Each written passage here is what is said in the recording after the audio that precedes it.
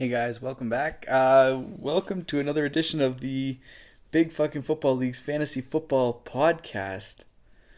I'm your host, Jordan Sterling. It's a little different format because I don't have my real computer set up, as we are doing this show on the road. Huge week of football. I know it's been a while. There's lots to cover. I was missed some. I've been in Greece. I've been in Egypt. So now I've been able to finally sit down and get back to what we love most, the fantasy football world. So without further ado, let's get into the performance. We're going to cover last week and just some general trends I've seen over the season now. But we'll start with the Championship League, the big 14-team league.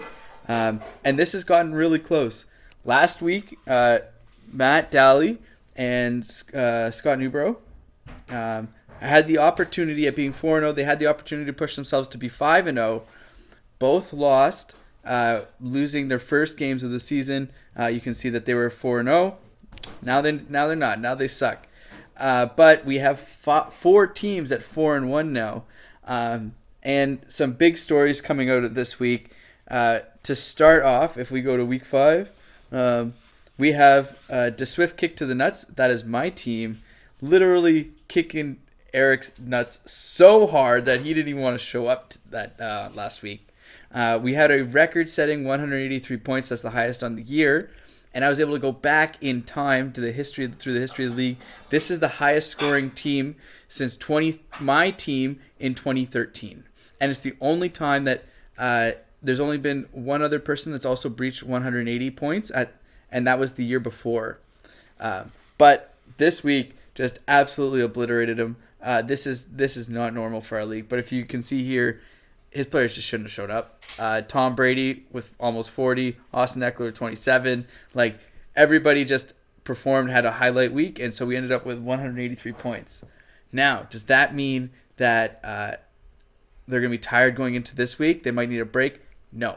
My guys, good to go all year round, so I can't wait to see what they put up this week. If I go back into my notes, one other thing to note from this league is great to see is Ryman, coming off losing his very first game, has now won 4 straight games. He's looking pretty dangerous. His points for are a little lower than the person in third place, who's Jake, but having 4 straight wins is not an easy thing to do in fantasy football. So he's done absolutely fantastic at overcoming that first step, and now he's looking like a top contender to move into playoffs. If we go down the Division 2 is much more solid all the way through. Very close games. You can see that a lot of people hovering around that in between like 450 to 550 in terms of points for. That could just be a swing, like a roll of the dice. Eric has been unlucky. He now has 600 points scored against him, which is the most in the big league. So he's just kind of had a shit roll, although his team is also shit. So only scoring 400 points, which is just also the lowest. So can't really complain a lot because his team sucks and he gets scored on a lot. Those were some of the major takeaways I took away from last week. The one games I want to highlight, actually, is, go to week 5. We'll go, this is Zach versus Scott. There were 2 big Zach games this week, and we'll highlight them both. But Zach ended up coming with the victory, 108 to 107, which I'm just looking through notes.